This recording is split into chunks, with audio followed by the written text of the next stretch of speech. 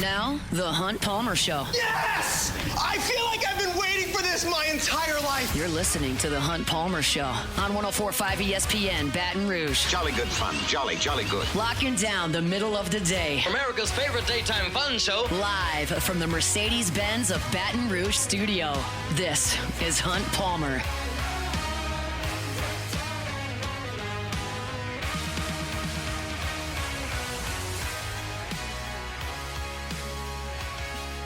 Hour 2, Monday edition of the Hunt Palmer Show, 104.5 ESPN Baton Rouge. Matthew Parrish from The Advocate coming up in 15 minutes talking Saints. Not only were the Saints on the field yesterday against the Jaguars, they also completed a trade with the Jaguars. We'll talk to Matthew about all that coming up in the next segment. Right now, we'll stick with LSU. Matthew Brune from the Bengal Tiger, part of the On3 team, joins us now to talk a little bit of Tigers. Matthew, how are you?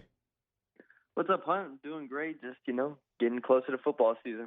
It's almost here. What did you make of the shuffle at the offensive line today? I'm not too surprised at the guard spot, just for clarity's sake, I guess, for everybody.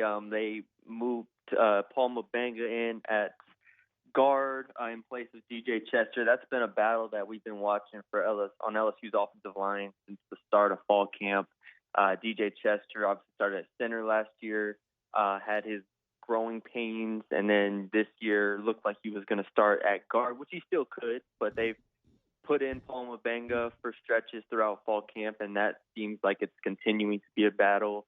And then at tackle, Weston Davis, a second-year player, was moved to the second team for Carius Kern, true freshman, top 40 player in the country out of his class in Arkansas, was moved into the starting lineup there. So those two moves today, I think they're really trying to just figure out who the next best tackle is after Weston Davis and Tyree Adams, and I think Carius Kern could be that answer. Do you feel like Weston Davis is the likely starter against Clemson? I do. I still think Weston Davis starts at tackle on the opposite side of Tyree Adams. I honestly think DJ Chester probably still starts for Paul, instead of Paul Mabanga. That's TBD, but they've rolled out that lineup so many times. I need to see it for a sustained amount of time before I believe anything different. While we're there, I'll just ask you something we've talked about now for a month, but how do you feel about the offensive line right now? I'm hesitant, but I think one of the positives has been the performance of Braylon Moore at center. I think he's surprised me and surprised a lot of others with just how good he's been in this fall. So you have him at the heart of it where he's good. I think the tackles have been fine. I hesitate to say they've been really good, but I think they've been fine. It's really the guard spots that have been a question for me and have been up and down throughout this fall camp. So I think in the big picture, I'm okay with them. But the problem is that they're not starting the season with a low major team or a G5 team to where you can get the sense and get a feel out here. You're starting with Peter Woods and Clemson up front, and so that's why that's why they have to figure it out really, really quickly and before the year starts. All right, on the other side of the ball, was a lot of rotation at safety early. That seems to have slowed down significantly. How do you feel about them settling on Cooley and Halsey at safety?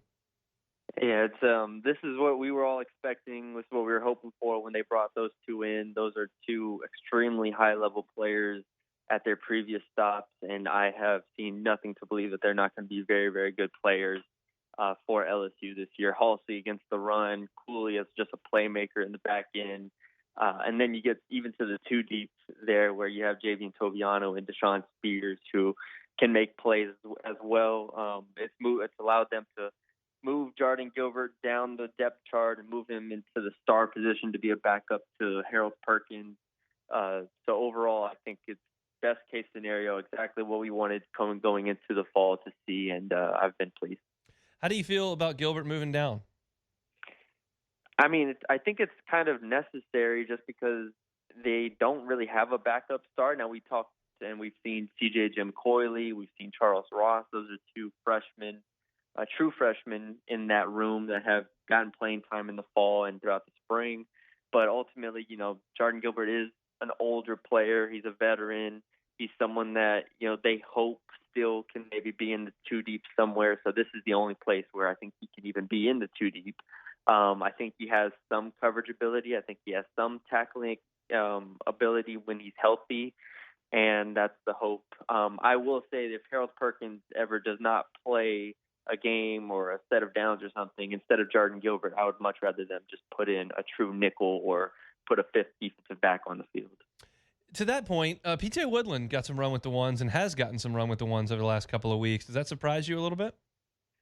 I don't think so. I think he is, first of all, I mean, last year we saw in fall camp him really emerge and be a guy that impressed coaches. I look at him kind of similar to Ashton Stamps, where I think these guys are just ultimate competitors and really, really good in practice settings and really good in situations in games. My hesitation with them is the overall upside to where you get with a DJ Pickett and you get with Mansour Delane to a degree. So I think I'm not surprised that Woodland continues to give, some first-team reps to get sprinkled in there. I would love him at nickel where they tested him out in the spring. But I hesitate to say that he's really going to start against Clemson. Who do you think is going to lead LSU in sacks this year? Oh, that's a tough question. I wanted to say Gabriel Relaford, but I think him and Patrick Payton will kind of split up those sacks. Not saying they won't play together at all, but I think those two are just so good. I could see both of them having good years, but not hitting double digits. Obviously, the hope, I think, is Harold Perkins at that star position. I do think he will be blitzing some. I do think he'll be in the backfield. I think all of them can end with around, 7 to 10 sacks, somewhere in that range. So it's kind of picking between that group. I'll stick with Relaford. I'll stick with Relaford, but I don't think you can go wrong with picking any of those three. What adjective would you use to describe LSU's pass rush at this point?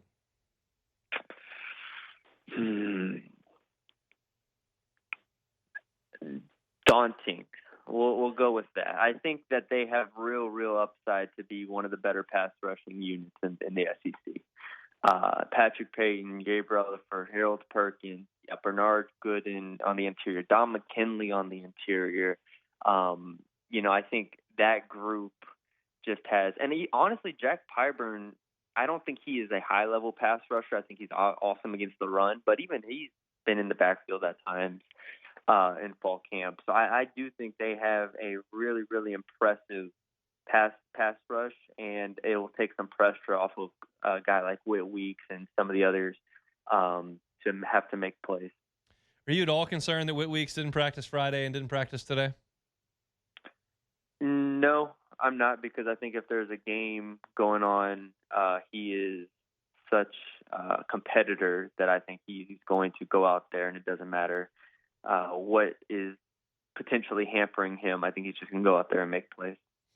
So I guess at this point in time next week, we'll be full steam ahead on matchups with Clemson and all that kind of stuff. So this is kind of the last big picture week. How do you feel about this LSU team and what they'll eventually be when we get to the second week in December? I feel good about this team. I think there's a lot of – I think it's a layered question. I think there's a lot of different ways you can go about it. I think I definitely feel better about this team than last year's team. I feel like the explosiveness on offense is going to pay significant dividends with their just overall production. I think the defensive line is just worlds better than what it was last year. I look at this team as having a lot of really good pieces, and now it's about coming together. And as we know, in the transfer portal era, making the most out of all of these different pieces and putting them together to be a cohesive unit here. I still think on paper this is the most talented team Brian Kelly's had. I don't think that's really close. But, you play Clemson week 1, then you get to the Florida, Ole Miss, and the schedule, the rest of the schedule. And you can't have a group that is splintered in any way. You have to have all 22 guys that are starting and then 22 guys behind them ready to play after them. So I'm optimistic. I still think this is a team that at its ceiling can be an SEC championship type team. It can be a national title contender. But there's definitely still some questions that are going to have to be answered because there's so much turnover. Matthew, we appreciate a little bit of time. I know y'all been all over fall camp there at the Bengal Tiger. You and Bryce Coombe done an awesome job on practice reports. I know our guy Shay D as well. So keep up the good work, and we'll talk soon. Yes, thanks for having me. Anytime.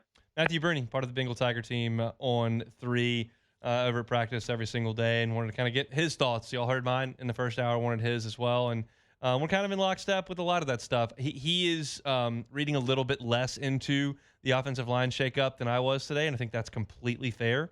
Potentially just want to get a second look at what Karius Kern looks like next to Josh Thompson, and that's reasonable.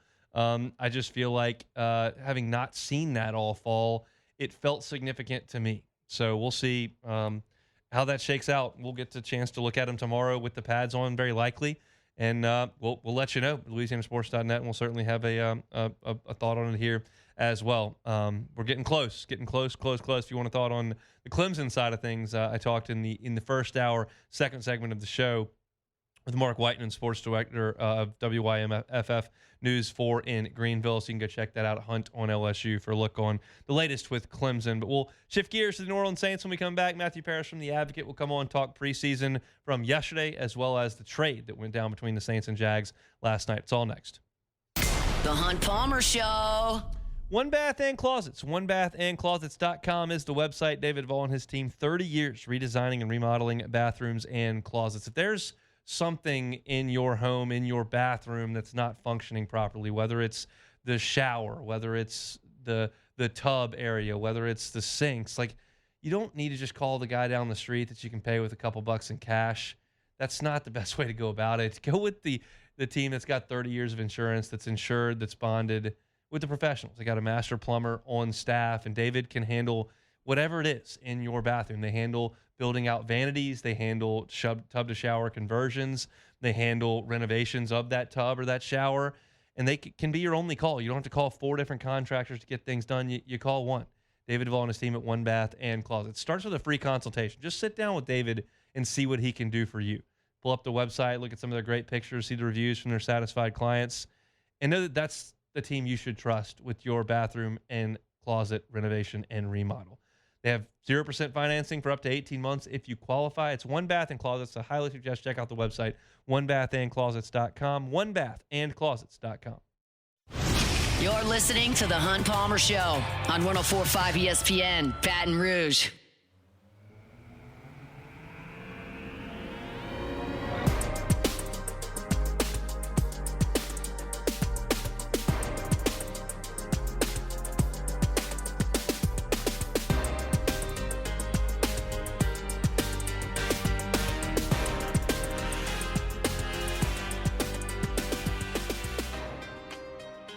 Saints in the Dome on Sunday afternoon played to a 17-all tie with the Jacksonville Jaguars, and then those two front offices got together and made a trade out of the day to complete things. Matthew Parrish covers the black and gold for The Advocate. Good enough to give us some time on the Jim's Firearms Hotline to talk about all of it. Matthew, we appreciate the time. How are you?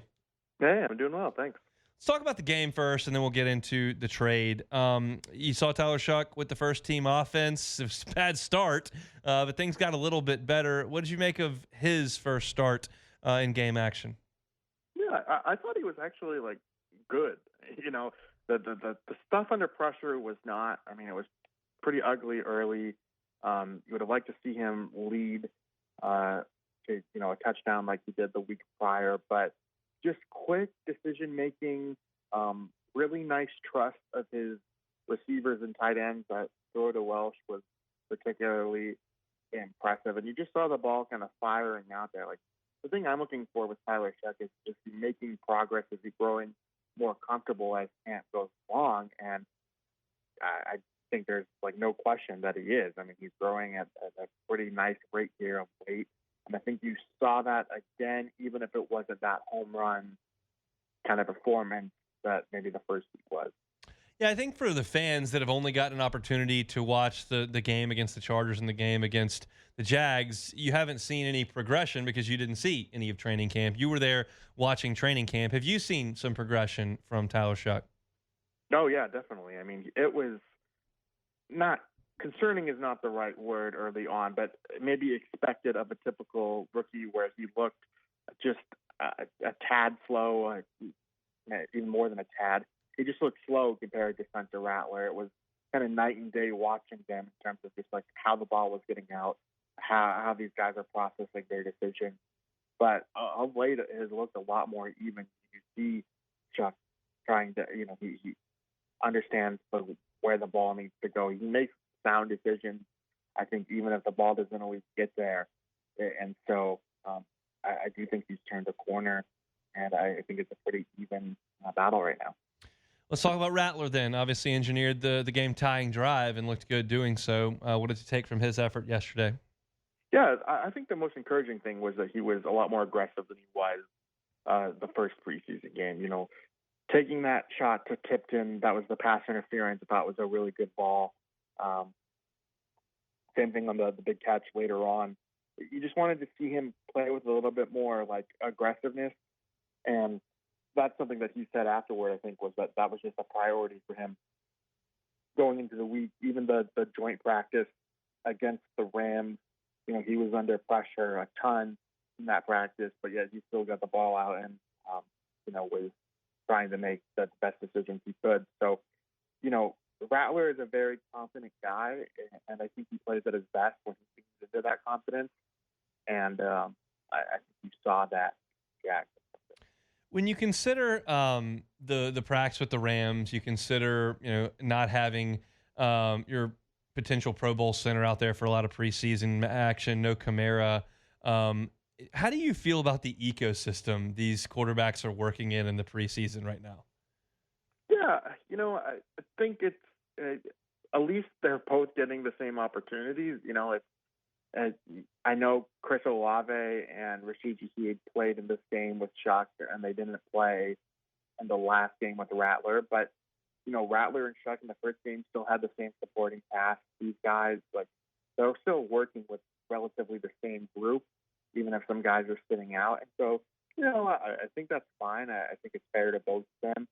And also the NFL, we saw last year, the Saints, they had so many injuries that they didn't have a fair duck to kind of evaluate any of these guys. So I just think the coaches are putting them in all sorts of different positions, situations, and it's good to get a taste of what these guys can do, even if it's just not all the starters all the time.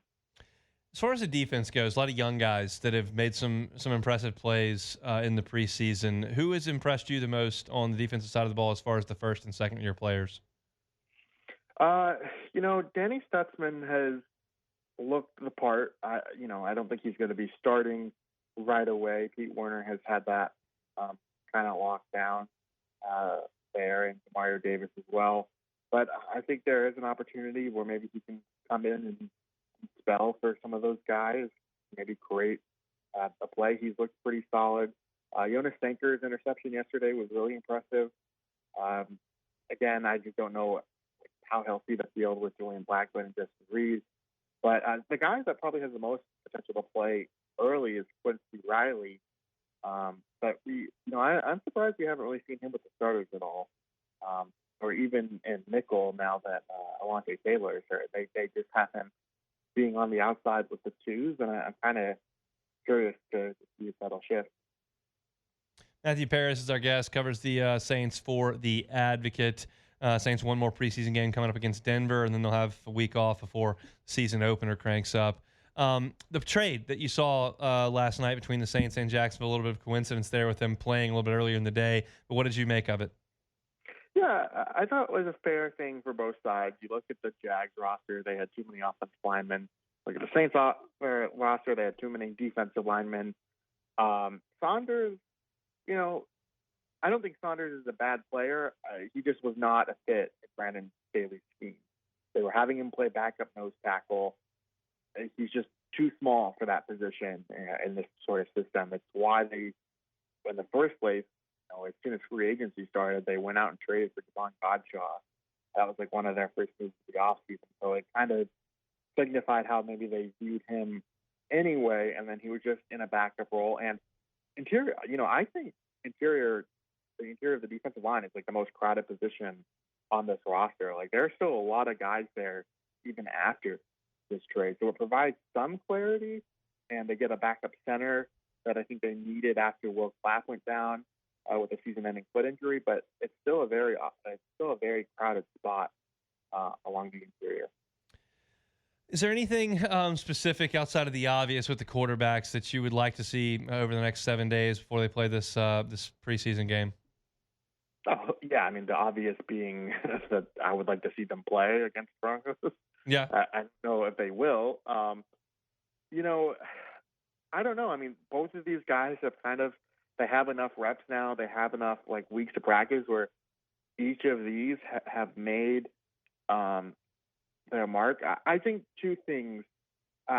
One thing I'd like to see out of Spencer Rattler is just once you get into the red zone or you get into scoring territory, you get good field position, to keep capitalizing on those situations, because I think that's maybe the knock for him a little bit, is that he hasn't turned those opportunities always into points. But you saw that final drive from him. That was really impressive. And then with Shuck, handling pressure, that I think that's the thing with him is that was the knock on him in college. Does he panic? Does he fail from things too quickly and make kind of boneheaded plays? And the intentional grounding call in Sunday's preseason game was very also similar to a play he had in the joint practice against the Rams, where he kind of tried to get it out quick, didn't really throw it all that accurate, and he hit the Kelvin Banks' helmet and also got an intentional grounding on that play. And so, you don't want to see those repeated mistakes. You want to see him learn from pressure. So I think that's the thing with Chuck. And then the thing I said before with Rattler, capitalizing on pieces of it. How do you handicap the race behind Alvin Kamara? We saw some early touches yesterday from Kendre Miller, and then Clyde made one nice highlight reel play. You've obviously seen Akers as well. What do you think at running back? Yeah, I think Kendre Miller has kind of secured the number 2 spot for now. I was a Kendre Miller skeptic going into camp, or at least the first few weeks of camp. He was running with the 3s and the 4s, almost like he seemed at least a little buried in the pecking order. And I thought, whoa, he's even going to make this roster. I left him off my initial 53-man roster projection I did before they went to California. But in the last week or so, last 2 weeks, it's been kind of a shift. He's running a lot more aggressive. He's running hard. He's been that number 2 for them. So I think he's kind of the clear number 2 to me. And then the last 2 spots, man, you could tell me really anyone outside of maybe Marcus Yarns, an undrafted free agent. It seems like the pecking order there kind of keeps changing. Clyde Edwards-Helaire does probably have the best pass blocking ability of those guys. That's obviously really important. Velus Jones is the fastest of the group. I'm pretty interested by him. I think I would honestly keep him. And then Devin Neal, we don't know what's going on with his hamstring injury, and if he get a return anytime soon. But he's a 6th-round pick. I think there's value there in keeping him, even if he's hurt right now. But can you afford to keep a 6th-round rookie who hasn't practiced in a few weeks? I don't know if the Saints are there right now.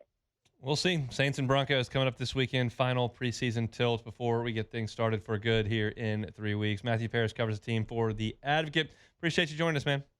I appreciate it. Thank you. That's your look at the black and gold. If you're looking for our Saints coverage, you can always find it. Hunt on Saints on YouTube, wherever you find your podcast. And Ross Jackson doing an awesome job for us covering the Saints as well. You can find that for free on LouisianaSports.net. When we come back, does Ed Ogeron want to coach again? And Auburn making a big decision. We'll talk about both of those when we come back. The Hunt Palmer Show.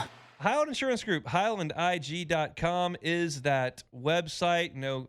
Hurricane Aaron spinning off into the Atlantic. That's a good thing, but is there another system behind it? There's always something new this time of year. It's peak season. Make sure your property policy is properly written. In the Highland Insurance Group, that's how they handle their business. That's how they acquire clients. That's why they keep clients, because they take coverage seriously. They're experts in reading policies that can be tedious, that can be time-consuming. It can also be complicated.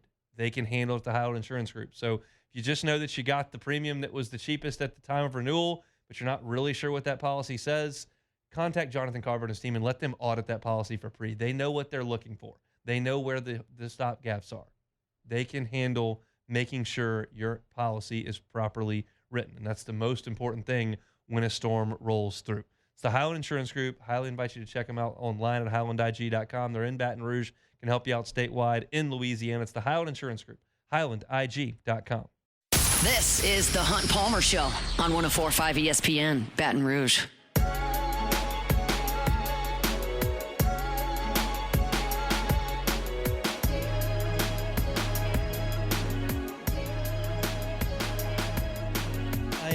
I feel like I need to have a conversation with the administration here, Guarantee, specifically the accounting department, to discuss the amount of funds that are set aside for FCC violations. Because when my show's on 1 to 3 and the Cubs play at 1:20 and they're playing a massive game right now and the bases are loaded and there's one out and we're striking out and I have the urge to want to do things that are not legal on radio, I want to know if Guarantee's in a position to dig into the coffers to pay those fines. Should I just blow a gasket? Because that's what's feels like it should be happening right now. Very disappointed with the things that have happened over the last 45 seconds, to say that very, very clearly. And meanwhile, the Cubs starting pitcher is out of the game, and a guy that I used while I was a student at LSU, watched him on a Friday night, Drew Pomeranz, pitch for Ole Miss against Anthony Renato in 2010. I was a student. I was at Serrano's, which no longer exists, watching that game, and that's the guy who's got to be, I mean, I'm 37. He's got to be 36 out there on the mound in this crucial game. This is not unfolding the way I would like. However, the bases are loaded for the Cubs. There are 2 outs, and I need the Cubs to get a hit. I'm not going to do play-by-play, but I'm probably going to react in the middle of this segment, and you'll know what happens. Whether or not the FCC finds out what happens, that, I guess, remains to be seen. But we'll continue on. Ed Ogeron was up at Barstool HQ in Chicago doing an interview with Pardon My Take. And in that interview, they said, you want to coach again? You realize that Ed Ogeron has not coached since the 2021 season when he was fired at LSU. And he gave an answer that said, look, I got my boys settled. They were obviously in college when he was fired. And he was able to get all 3 of them coaching positions, 1 at Tulane and 2 at Miami. And now they're earning an income and they're in the world of coaching where they want to be. And he feels like he doesn't need to shepherd their every move at this point. So he said he's, quote, got the itch and he wants to come back and coach. And I'm curious about this with Ed Ogeron. Is he wired like Will Muschamp, or is he wired like Les Miles? Like, Will Muschamp said this out loud. When he got fired at Florida, obviously, and then South Carolina hired him. And then he got fired at, no, sorry, that's not true. I shouldn't say that. This is what happened. He was fired at Florida, and he took the defensive coordinator job at Auburn under Gus Malzahn. And someone asked Will Muschamp, like, could you have taken a head coaching job at a smaller school? And he said, I could have, but I don't want to do that. I've coached at the highest level in college football. I've been on national championship staffs. I've coached in the SEC. I'm not going down to play at a different level. So he's taking jobs as the analyst at Georgia. And like he's only going to coach at the top of the top, and no one's going to hire him to be a head coach at the top of the top anymore. So he just coached on the side as an assistant or a position coach. Does Ed Ogeron want to do that? Because I'm confident that somebody in a big-time program would hire him to be the defensive line coach. I'm confident in that. If he wants to be a head coach at the highest level again, I don't think that opportunity is going to present itself. I'm not suggesting that Boston College won't hire him or that Syracuse won't hire him. I'm suggesting Florida State's not going to hire him. I'm suggesting, Virginia Tech, I don't think is going to hire him. That's my opinion. It's certainly rooted in no fact whatsoever. It's my opinion. But I'm also curious if he would want to be the head coach at Nichols. I'm confident they would do that. One of those schools at the higher level of the SES or even at the G5 level for a shot in the arm in terms of publicity would do that. You're talking about a guy who's won a national championship, who's a very famous, who brings a massive presence with him and would immediately bring some notoriety to a program. I'm curious what he wants to do and what would be available to him. That would fascinate me. Obviously, he's going to sit on the sidelines for this year, but if he dips his toe back into that water, I would suggest he could probably get a job in December or January. It just depends on kind of what comes open. I think it's a fascinating story, and I think that's kind of his prerogative. You know that there were a lot of things at the end here in Baton Rouge that got to the internet that are going to have to be explained, but you know, he's married now and he can, I'm certain, have that conversation. I'm interested in that. We'll see what comes of it in the next 6 months. The other story I wanted to briefly hit on in this segment is that Auburn's made a decision to retire Cam Newton's number 2. And no one has worn number 2 at Auburn since Cam left, and that was in 2010. So no one's worn that number for 15 years, right? That makes sense, and it should be that way. But I love the fact that they're retiring his number because I think that honor should be reserved for the best of the best, and that dude is the best of the best. I'm now getting to a point with Myers, who's 3.5, where it's pretty obvious he's going to have a sincere interest in sports. He wants to play sports all the time. He loves to watch them on TV. He will be very interested in sports. He doesn't know who wins and who loses at this point. Doesn't really know how you score points. He likes to watch. And I will eventually, in time, tell him about players that I watched in person. And I've seen a lot of really good ones over the last 25 years. And Cam Newton is one of the best. I mean, bar none. You're talking about a guy that I watched in Jordan-Hare in 2010 essentially handle LSU by himself. Like Michael Dyer's a good player and Ontario McCaleb, good player. And yeah, LSU had a lot of trouble blocking Nick Fairley. But it was Cam Newton on 3rd and 3. And then when the game had to be won, him busting free for that touchdown through like 6 All-Americans at once was amazing to watch. And I'll talk about Cam Newton the way I talked about watching Tim Tebow in person. I'll talk about him the way I talk about Darren McFadden, watching him in person. I'll talk to him about watching Nick Saban's teams in person. But Cam Newton, as far as players that I've watched in the SEC, is in rarefied air. Like, I saw Johnny Manziel play twice. He didn't do anything. That'll be what I say.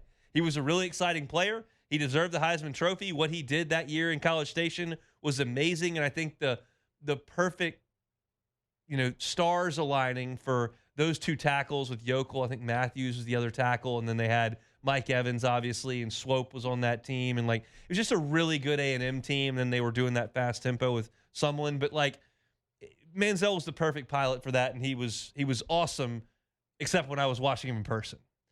I saw Cam at the peak of his powers. He was brilliant in that game against LSU. And one memory that I'll have kind of burned in my brain from Cam Newton and being there in Auburn that day was I was seated in the end zone.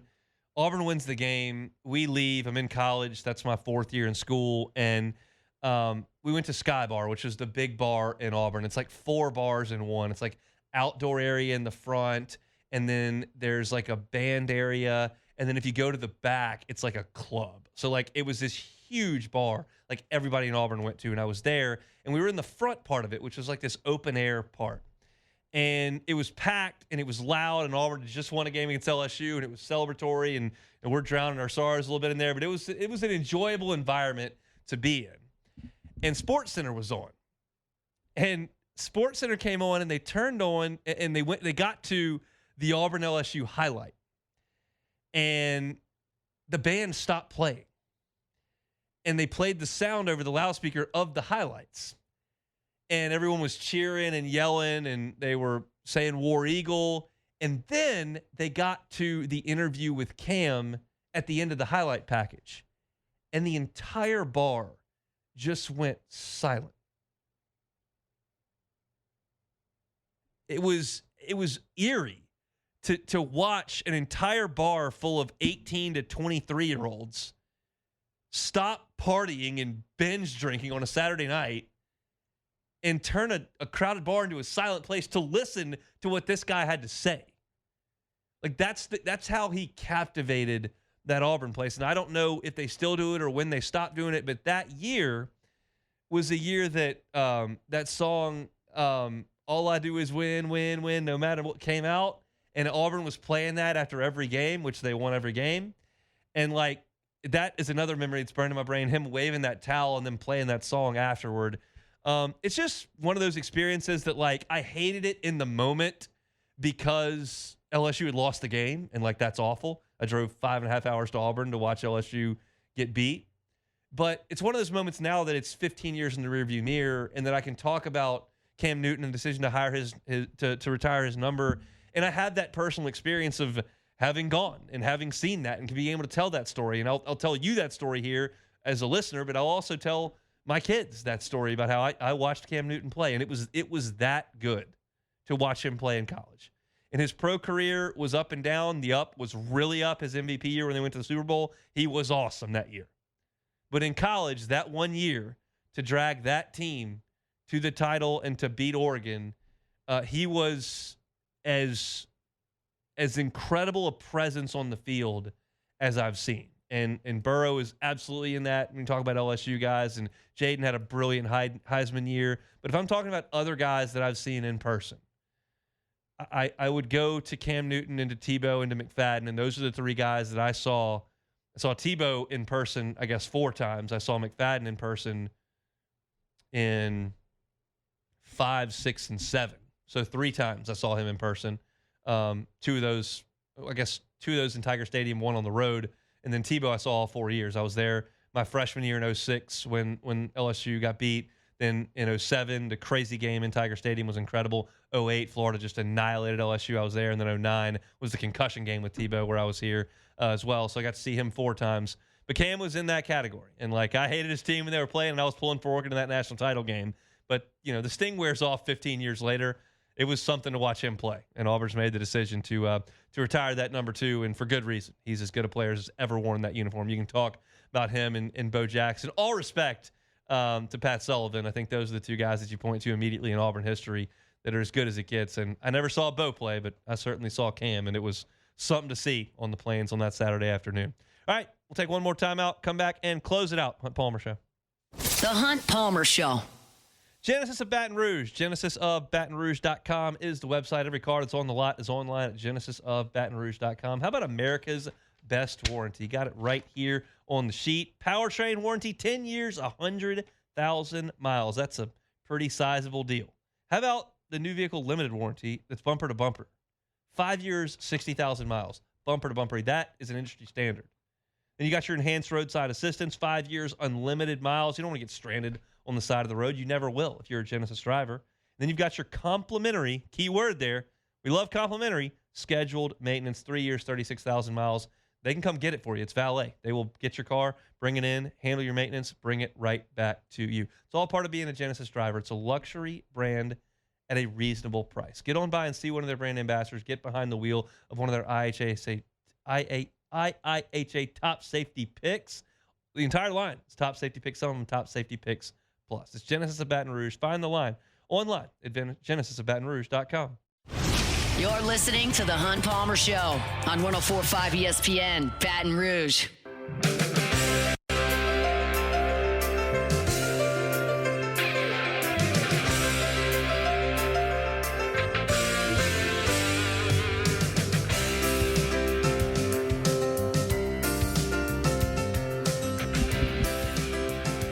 Things are not going well at Wrigley Field. Brewers 2, Cubs nothing. We strike out every time I turn around and look at the television. It's very frustrating. You know what I don't like? I don't like Bryce Terang hitting home runs for the Brewers against the Cubs. Why don't I like that? 1, because he plays for the Brewers. 2, because he signed with LSU and didn't come to college. And that decision paid him a lot of money and is now working out because he's a MLB starter and has been for multiple years. But he signed to play for my team, did not. Then he signed with a professional team that plays against my team, kicks my team's teeth in every single year. So it's just a double whammy with me and Bryce Terang. I do not have a quality baseball relationship with Bryce Terang. Now, if he had come to LSU and dominated and then gone to the Brewers, I could feel a little differently about it. Between he and Jacob Mizorowski signing with the good guys and then go and play for the Brewers, who I despise, things are bad. Things are bad right now with the Cubs. You can probably sense that in my tone. I don't think my afternoon is going to be very positive. And guess what? The Cubs have to turn around and play again tonight against the Brewers, again, who win every game they play. Oh. We could be 10 games out by the end of the day. This is bad. Let's play take it or leave it to try to ease the bad. Take it or leave it. Take it or leave it. Presented to you by Flight by Yingling, the next generation of light beer, crafted by America's oldest brewery. Today's hottest stories in sports, news, and sometimes even Hunt's life. The question is, will he take them or leave them? Okay, well, I got to talk. You got to do the live read, which I forgot about because I'm cranky about the Cubs. Okay. But if I needed to drown my sorrows after my baseball team just self-immolated, then I could drink Flight by Yingling, the next generation of light beer.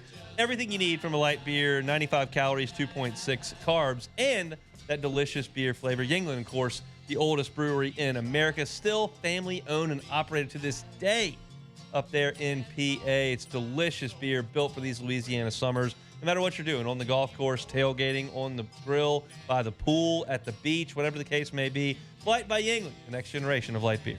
Okay, so I want to preface this before. This one was supposed to make you feel better before the recent events that are going on currently. So let's see how it works. Okay, well, the Cincinnati Reds ended Hunt's arch nemesis, the Milwaukee Brewers' franchise record 14-game winning streak last night. Is this the fall of the Brewers? Take it or leave it. Yeah, they're winning 2-0, and I think their pitcher's essentially throwing a no-hitter. We had the bases loaded, 1 out the last inning, 2 strikeouts, atrocious effort. So no, it's not the fall of the Brewers. They got like a 9-game lead or something. They're crushing us. Yeah, at the time, I was like, oh, this is gonna make them feel better. They just lost last night. I didn't think it was gonna get to. Yeah, we got to play them twice today, and it's 2-0 in the 6th, so I don't like it. Okay. So all right, as Trey Hendrickson continues his hold-in during training camp this week, the Cincinnati Bengals are reportedly listening to trade offers for the star edge rusher. NFL media reported on Sunday no deal is intimate, and the asking price for Henderson, per reports, are a 2026 first-round pick and a young defensive player. The first-round pick probably is a little bit too much at this stage of the offseason, but a day 2 pick could still be on the table. Will the Bengals trade Hendrickson? Take it or leave it? I guess I'll take it. I mean, they're not going to sign him, so they got to get something for him. This is just negligence on my part, in my opinion. Hendrickson's been as good a pass rusher as there is in the NFL for 3 years now. Done everything right. I realize there's a salary cap. I realize you have to spend your money and fill out a team, but it just feels like this is a guy you would want to keep in the fold, especially since your defense wasn't very good, and he's one of the few good pieces of the defense. Yeah. So you would feel like you'd want to take care of that, but that may not be the case. I guess they're going to get rid of him. I mean, I would like to see it, and that's all we got. Well, the Cubs' best pitcher currently is rookie Cade Horton, and I think he got a blister and left the game. So it just keeps getting better here for the Cubbies. But I do have an update from LSU. Kind of a good news, bad news situation for us. We are not permitted to go to practice tomorrow at 9:30, which we initially thought we would. Brian Kelly will meet with the media tomorrow, but we do not have any access to practice, so no practice report for tomorrow. We will get Austin Thomas on Thursday night in a media session. Brian Kelly will have his radio show on Thursday as well. And then on Saturday night, we will get LSU viewing inside Tiger Stadium at 7:25. So a Saturday night scrimmage. We will get to go check that out in the stadium. So that's a week to game time. I feel like that's going to be a scrimmage that we can really get some good information out of. I'm stunned that LSU is doing that. I don't think it's like a competitive disadvantage or anything. But it's just nothing. We have never gotten access to the team in a scrimmage setting 7 days before kickoff, which is a cool thing that Brian Kelly is doing. So we'll certainly have that all written up at louisianasports.net, and we'll talk about it on Monday's show for sure. So I'm a little bummed out. No no access tomorrow. That was going to be an opportunity for us to get some content your way, but we'll still have plenty to talk about tomorrow. I've just made contact with an Alabama beat writer, so we'll talk Crimson Tide tomorrow. We'll certainly talk Saints with Sharif and LSU with Glenn as well. So we'll have plenty to do, but we won't get to see the team again for one final time on Saturday night inside Tiger Stadium. That's it for us. If you're missing the show, catch it on demand. Matt's about to drive you home on After Further Review. We're back tomorrow, same time, same place. I might not be in a good mood, depending on the Cubs. We'll see. It'll be the Hunt Palmer Show on a Tuesday. The Hunt Palmer Show.